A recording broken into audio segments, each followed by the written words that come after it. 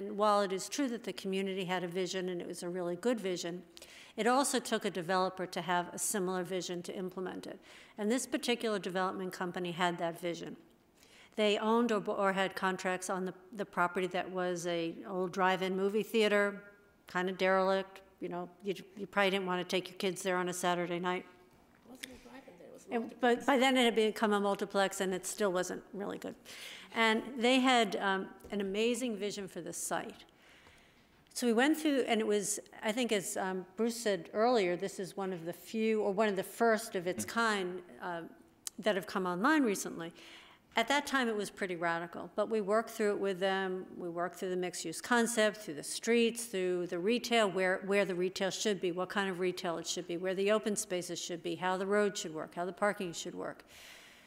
At the very end of the process, right before they came to the board for approval, was about the time that I left that job and went into revitalization. And Steve Boyle came to me one day and he said, you know, this project really doesn't pencil.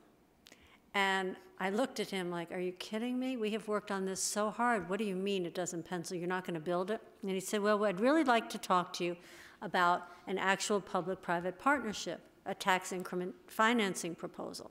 And I said, wow, you know, the board has heard about these for many years, but it's never had a reality associated with it. It's always been concept, and they haven't been that thrilled because it was just a concept, and why take money from the general fund to give, you know, to put into a private development without really knowing what you'd get for it. And I said, do you have a lot of time and patience? And he said, yes. Well, when you meet Steve, you'll know patience. I don't think he had a lot of, he did have time. But in any case, he was serious, and we embarked upon a multi-year project and process, culminating in the fact that the board did approve a community development authority with self-taxing, but also a component of tax increment financing for this.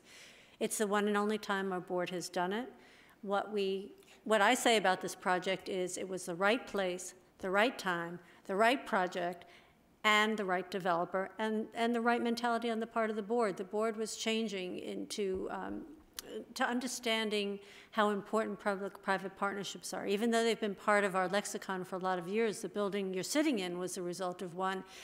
There's an understanding of the economic climate that has changed over the last several years that they were recognizing, and the importance of mixed-use development, the importance of transit-oriented development. And so this thing came into place. And I do believe that if the board had not taken this action, you would not see today on this, in reality, the project that's there. And it really is a phenomenal project. I went to the grand opening a few weeks ago, and someone, I guess maybe even Steve, said to me, well, is this what you thought it would be? And the answer really is, it's better than I thought it would be.